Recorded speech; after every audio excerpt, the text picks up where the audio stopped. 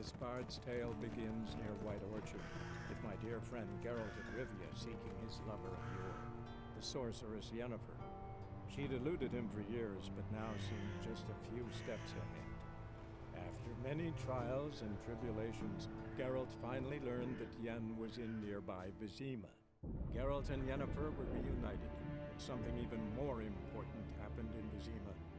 Geralt learned that Cirilla, his one-time ward, had returned from afar, and she was in danger. He was to find her, at the Emperor's command and Yennefer's behest. The Witcher's contact in Velen was to be Hendrik, the Emperor's spy. Hendrik was operating incognito in that war-ravaged land. His mission, to gather intelligence about Ciri. Yet Geralt arrived too late. The Wild Hunt had reached Hendrik first. The Witcher learned nothing from the spy's corpse, but the Wraiths had failed to find his notes. Geralt read them and knew that Ciri had been a guest of the Bloody Baron, a local warlord, and that she'd quarreled with a witch. While searching for the witch Ciri had quarreled with, Geralt ran into an old friend, Kira Metz. The sorceress told the Witcher about a masked mage. Ciri had seemed to have taken shelter in his hideout. The Witcher set off to find it, with Kira in tow. Ciri had never reached the elven mage, yet the Wild Hunt had. The ghostly retinue was one step ahead of Geralt, or so it seemed. The Witcher felt that all was lost, until Kira gave him a new lead. The Crones of Crookback Bog. While in Crookback Bog, Ciri had happened on the Crones. The beastly sisters took her in, then wavered, unsure if they should eat her or surrender her to the Wild Hunt. Ciri escaped before they could decide. Pursued by a spectral rider, she had fled into the swamp, where Geralt lost her trail once more. He now needed a new lead.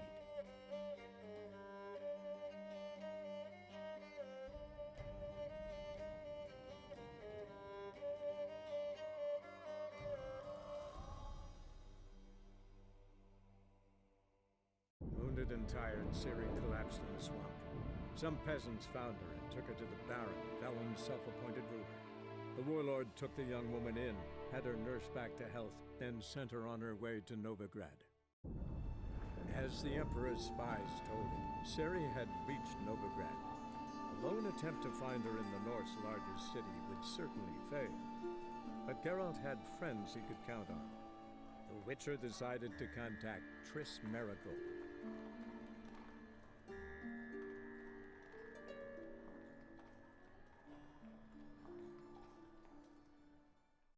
Triss could not help Geralt, yet she did direct him to Corrine Tilly, an Oniromancer and an expert at finding the lost and the missing. Guided by Corrine Tilly, the Witcher had a dream. In it, Ciri and I, the Bard Dandelion, were reunited. Geralt now knew that to find Ciri, he would first need to find his dear old friend. But finding me proved no simple task, for having fallen afoul of Novigrad's underworld bosses, I'd disappeared. Yet Geralt soon discovered my whereabouts, a cell in the dungeon of the Temple Guard. With the help of our friends, Geralt managed to free me. Good thing, too, for indeed I knew what had happened to Ciri. Sadly, she was no longer in Novigrad. Pursued by bandits and cornered by the Temple Guard, she had disappeared in a flash of light and a gust of heat. Where to? This I did not know. As Yennefer of Vengerberg told it, there had been a magic explosion in Skellige. Related to Ciri's reappearance, it had destroyed a vast swath of forest. Geralt set out for the Isles to join the sorcerers and seek further clues of Ciri's whereabouts.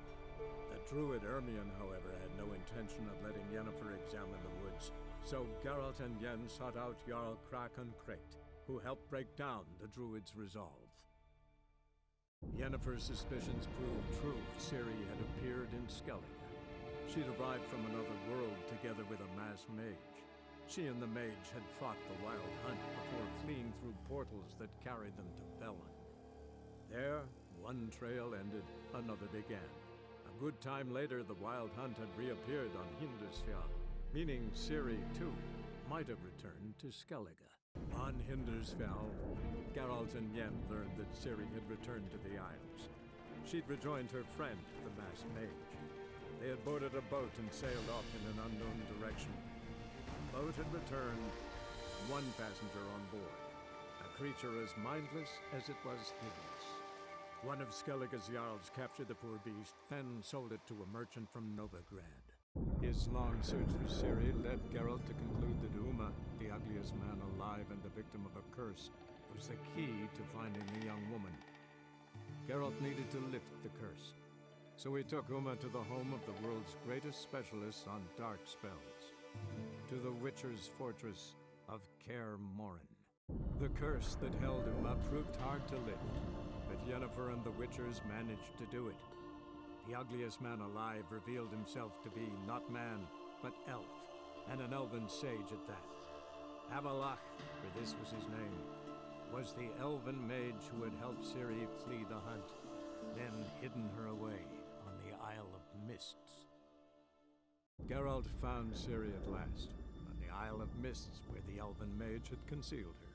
There was no time to rejoice, for the wild hunt descended on them.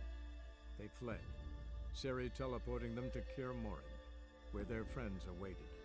The wild hunt arrived at Kaer Morhen soon after. A great battle ensued, and the fortress's defenders might all have perished had Ciri not demonstrated her powers. So sudden and violent was her outburst that the wild hunt was forced to withdraw. The battle was won, the war had barely started. After the Battle of Kaer Morhen, the defenders licked their wounds and mourned their losses, save Ciri, who began to plan her revenge. She woke Geralt one night and urged him to travel with her to Velen, to the top of Bald Mountain, where she knew she'd find Imlerith. She had decided he had to die. Her plan proved sound. On Bald Mountain, Geralt and Ciri killed Imlerith and two of the crones.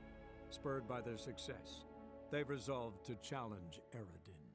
Geralt had to face Eredin, but could only hope to beat him with the help of friends.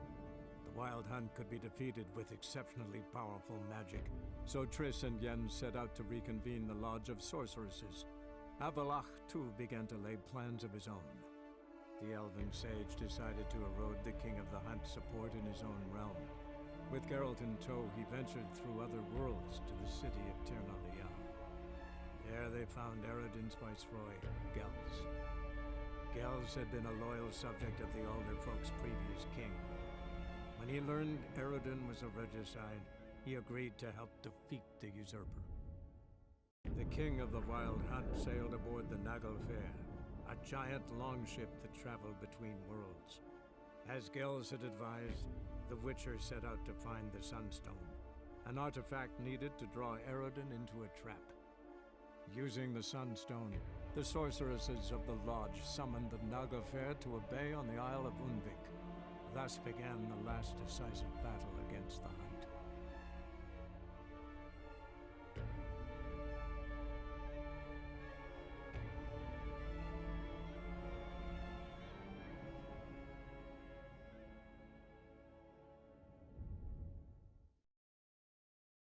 The king of the Wild Hunt lay defeated. As to Ciri, with her exceptional gift, her story was hardly done. The sorceresses helped the Witcher determine that Ciri and Avalach were somewhere on Unvik. Geralt and Yennefer set out to find them.